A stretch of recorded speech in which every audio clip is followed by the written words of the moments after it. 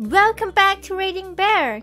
Today, we will take a look at some new malicious compliance stories.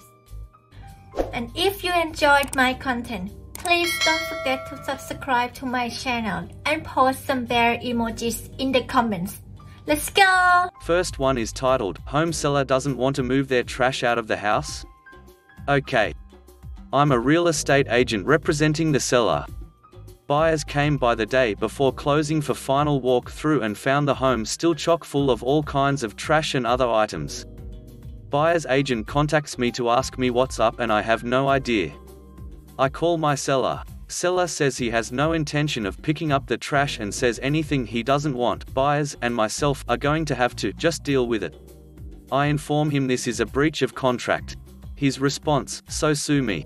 In addition, he says if this buyer backs out over his leftover trash, he will fire me and will sell the home off market, even though we have an exclusive listing agreement, again breaching contract. The buyers say they don't have the money to get it done, so the buyer's agent agrees to split the costs of removal with me. I hire a moving company and tell them to just leave everything outside of the seller's new home. Next one is titled, Use the Union Guidelines to Outsmart an HR Woman. When I was a senior in high school, I started working as a cashier at a grocery store. While this was not my first job, it was my first one where I was part of a union and learned about some of the pros and cons of unions, mostly pros like regular raises, breaks, holiday pay, etc.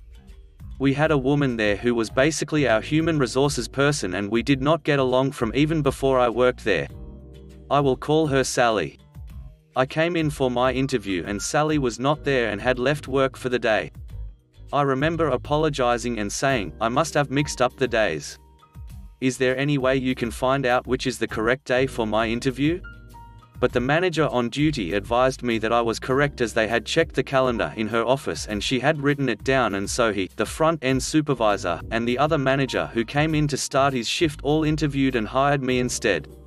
I later heard from the grapevine that she was working 2 locations and really wanted to be hired full-time at a larger store, which would have been a promotion for her. But instead she was placed full-time at our location only and didn't get promoted, and that her missing my interview was the final nail in the coffin for her, as this was just one of a long list of mistakes she made. She was always making excuses for why I couldn't put in to be transferred to another department when they were hiring people for those departments like bakery or deli, and kept me as cashier even though it was lower pay. Even so, I came back to work there over my winter break for college. I had gone away to college instead of commuting, and also summer break. Here is where my malicious compliance comes in. Our union states that after a waiting period, I believe it was 3 months, we get holiday pay for working Sundays and holidays. It was time and half.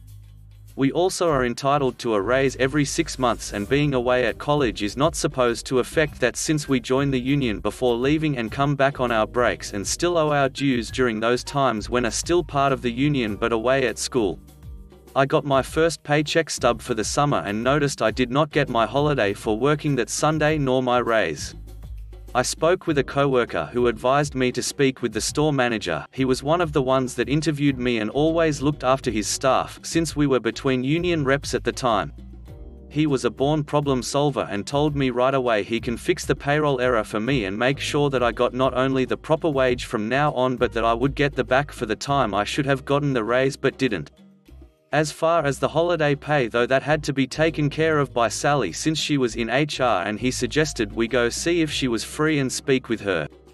She just spoke to the both of us in a condescending tone about how this was union policy, that I had to start all over again with seniority and that I had to earn that holiday pay again by being there for 3 months. He pointed out, as did I, that I was getting this holiday before leaving for college and even over the winter break that I had worked, but she just kept saying to me, it's union policy. My manager calmly tried to negotiate with her and get her to correct, and even stated that other employees had not had to go through this. I finally just raised my hand to silence them both. Okay, so you are saying that I can't get my holiday pay even though I was before I left to go back to college at the end of January, due to union policy, correct? I asked. Yes, she said with a long dramatic sigh that was meant to say, like I have been telling you. I nodded, grinned and stated, but union policy also states that I don't have to work holidays or Sundays and that I can't be penalized for refusing to do so, correct? My manager grinned at me like he was very proud of me as he saw exactly where this was going. Well, yes, that is true, Sally said, looking a bit nervous. Okay, well then, here is the compromise. Since union policy states that I can't get the holiday pay for working Sundays and holidays, for the rest of the summer, I will not work any Sundays or holidays, and per union policy, I am allowed to do this, I said with a shrug. She immediately started laying on the charm about how I am such a great worker, and that they really need me to be there to help out with Sundays and holidays. But I pointed out that they had plenty of other employees who were getting the holiday pay that they count on, and I would be glad to return to working holidays and Sundays once I got my holiday for doing so. My manager commented that he and I needed to change the schedule and casually mentioned how this was going to be hard as he now had to take me off for next Sunday and Monday, as that Monday was Memorial Day and it was a Thursday, but that the store would just have to make it work if they couldn't find anyone willing to come in. Once she had left for the day, he called me upstairs to his office to help with the schedule since I had to work so many days each week. I walked in to find him and another manager there grinning ear to ear and telling me how proud they were of me for how I handled that situation. On Memorial Day and the 4th of July, I got a call asking if I can come in because they had other people call out sick who were scheduled. I just calmly explained that I was no longer working Sundays or holidays and that Sally could explain why. Before the end of the summer, she found a new position and quit, and the new HR person was much nicer. One of the first things she did was make sure I and a few other college students, who had similar issues with the holiday, got our holiday pay reinstated.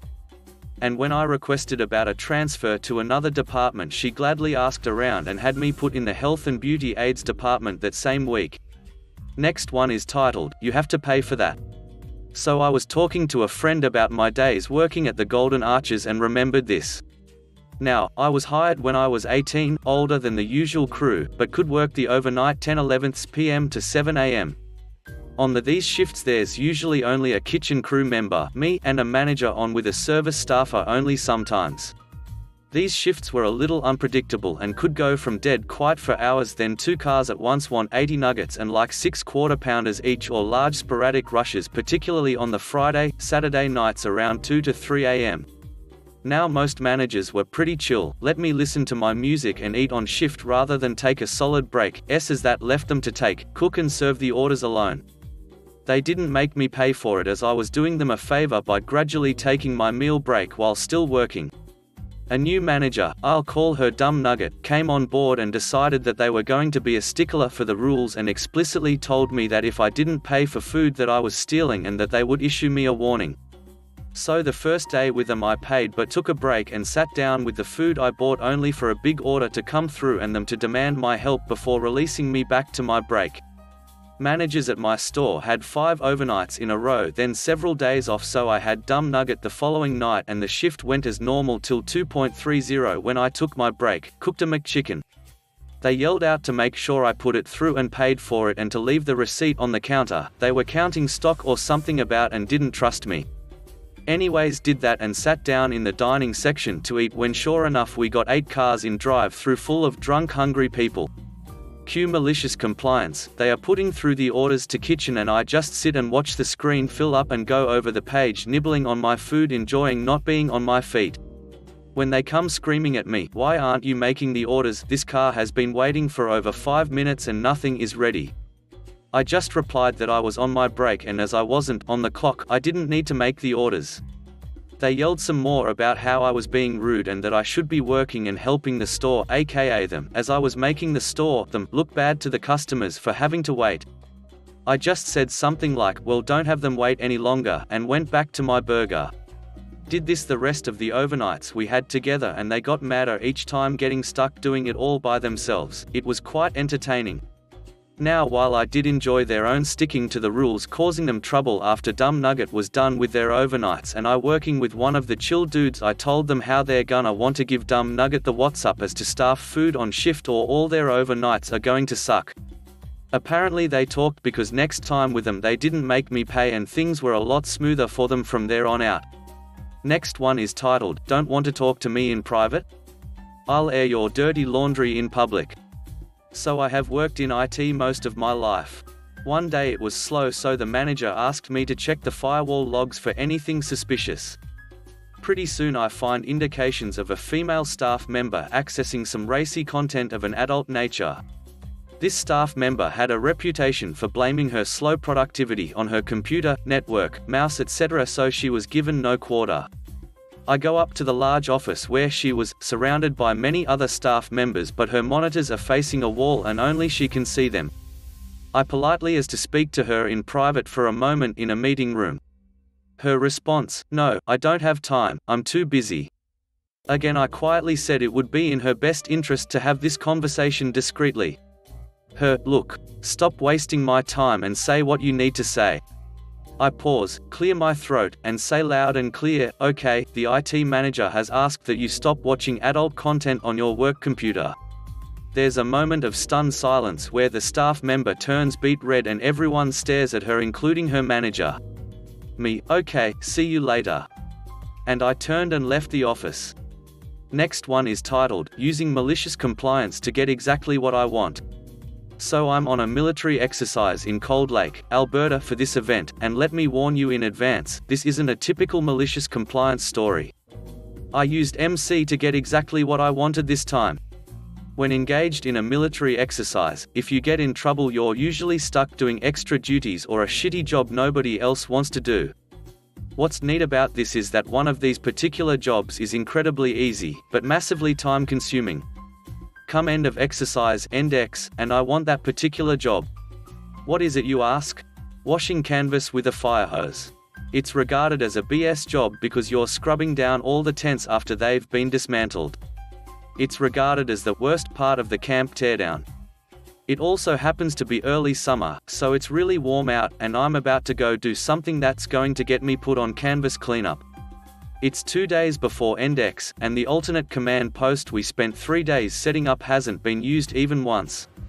This has made us, as the communications support section, pretty upset because that's a lot of work for nothing. One of my guys had gotten in trouble for sleeping in, and threatened with canvas cleanup. My ears perked at this and I filed it away for later use. So I set my plan in motion. I go into the Alt CP, and I plug my military USB, into the sound system computer. I upload BIF Naked, Spaceman into the PA system. Then I take control from the main CP, and lock them out. I set the volume to 11, and I set the song to loop, then hit play. Over the camp speakers Spaceman starts belting out. I walk out of the CP with a giant smile on my face, and start strumming my C7, it's like an M4 for you Americans, like a guitar. The infantry guys are all dancing and having a blast, and the MPs, military police, are mobilizing on their little ATVs they use to rip around camp. I meet up with my section and everybody is wondering who could have done such an appalling thing? Shock. Gasps. So I'm chatting with them about it when the fire marshal, a sergeant, rolls up. He's a buddy of mine and he's laughing because I had told him I thought about doing something similar. He's brought the MP sergeant with him, and he's being super vague about who could have caused this. I steal a line straight from Dr. Cox on Scrubs, improvising the opening to fit my situation. As I slowly raised my right hand behind me pointing at my own head, I say, it's almost like somebody who had an in-depth knowledge of the system, access to it and the ability to lock out the CP was responsible for this heinous action. Acting all shocked I look back at my own hand pointing at me and continue, it was me. Laughing I ask them where the chief is at? Our camp chief warrant officer is busy investigating. So I stroll down to the transport tent, and he's not there. I take the opportunity to up the stakes from 11 to 15 by winking at the people in there and letting them know to tell the chief I stopped by. Then I write across his desk-size calendar, organizer in pink highlighter, Spaceman strikes again. The next morning when I was in the breakfast line I feel a tap on my shoulder as the chief says, "Morning Spaceman. I see you're up early. Was the list of suspects long, sir?" I inquired. "No, pretty much just the one name," he chuckled. "You know I had some canvas that needed some volunteers." Casting my eyes down while leaping for joy inside, I responded, "Of course, sir. I'm always happy to be an enthusiastic and participatory volunteer. Where do I report?" So I spent the last 2 days of the exercise playing with a fire hose, spraying down tents and cooling off in the heat whenever I wanted instead of doing inventory and lugging around skids by hand. All because I decided to comply with the policy set by the chain of command for dealing with troublemakers. Next one is titled, MMC, Smoking on Base Military, Malicious Compliance. Malicious compliance, the act of following the rules with the intent to cause disruption to normal activities. Okay, in all fairness, this is not my story, this is my SO's story.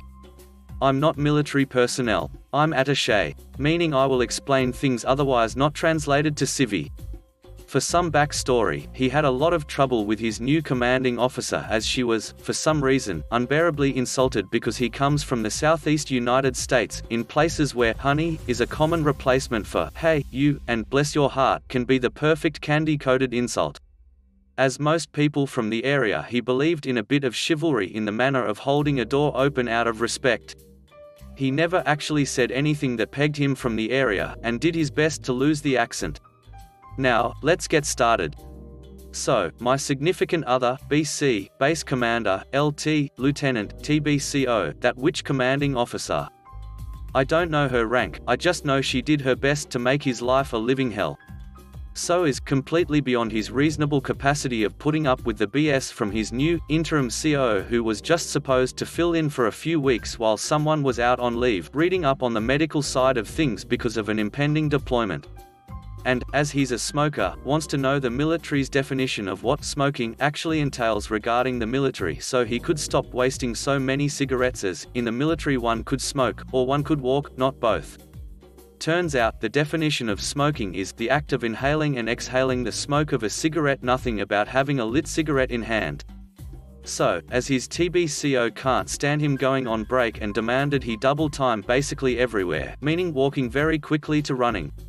He decided to print out the very definition of smoking and took to carrying around a lit cigarette and only stopping to inhale, exhale on the cigarette and then continue on his way. As he was coming to his post, TBCO demanded what he thought he was doing. He replied, double timing as ordered, TBCO, as he puts the cigarette out on the bottom of his boot. Were you smoking? No, TBCO. I was simply holding a lit cigarette while walking. That's smoking. TBCO screams at him. Respectfully no, TBCO. He hands her the page he'd printed and laminated. Yes, he made copies. She immediately demands for him to report to the lieutenant. He then relit his cigarette and marched at a steady pace toward the LT, stopping occasionally to inhale, exhale. The LT is speaking with the BC, and they both raise eyebrows as to the fact that he was A, carrying a lit cigarette, and B, coming toward them.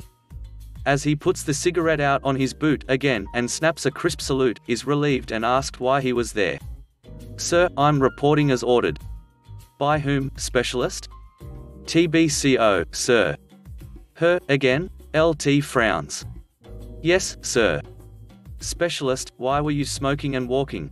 BC fairly demands, sir, by the definition of the Army Fire Safety Manual, the act of smoking is the inhalation and exhalation of smoke via the mouth. There is nothing regarding the carrying of a cigarette lit or unlit while walking. Hands laminated copies of the rules as found to both LT and BC. After several minutes of quiet contemplation, regarding the history of my SO and his previous compliance with rules to an overly rigid, often amusing, degree. Go back to your duties, specialist. Dismissed. He relights his cigarette and walks back to his station to do his daily duties. His TBCO demanded to know why he still had a lit cigarette when he stopped at the door to his office. TBCO, the BC ordered me to return to duty. As he walks past her and placing the doused cigarette in the pack on his leg. Last one is titled, Malicious Compliance Tribute, Grandpa vs US Military. This is a cool story about the acts of malicious compliance of my grandfather, who died a couple of weeks ago. Setting the scene, a week after graduating college, first in his family, Grandpa, a very gentle, non-confrontational kind of guy with a mischievous streak, gets drafted into the US military for the Korean War. Act 1, during basic training, he forgets to wear his glasses to target practice. His sergeant refuses to let him leave until he's hit the target at least once. Grandpa is a decent hunter, but now he can't even see the target. They're out there for hours. Finally, the sergeant comes up and tells him he hit the target. Grandpa checks the target. The hole was made from the other side, obviously by the sergeant himself. Act 2, Grandpa and his friend are told to go to San Francisco and to take a boat to Tokyo from there. When they get to SF, they see a long line to get on the boat. Grandpa's never been to SF before. He convinces his friend to visit the city with him instead of standing in line all day. They have a great day, and come back to the port in the evening. The boat has already left. They get yelled at, a lot. Act 3, the US military finds out Grandpa learned how to use a typewriter in college. Instead of sending him to fight, they let him stay in Tokyo as a secretary to a general. The general keeps sending him out to get things signed. It's hard to get people to listen to a non-officer, though. That's what Grandpa tells his boss when he complains about how nothing seems to get done. Next thing he knows, Grandpa's been promoted. Now he can order people to sign his forms. Act 4, Grandpa finds out that 1, US soldiers in uniform ride Japanese public transport for free, and 2, if he donates blood, he gets the weekend off that week. He starts donating blood every single week and travels all over Japan on the weekends. And that's how he met Grandma. Edit. Grandpa had a great life and died peacefully with lots of kids, grandkids and great-grandkids near.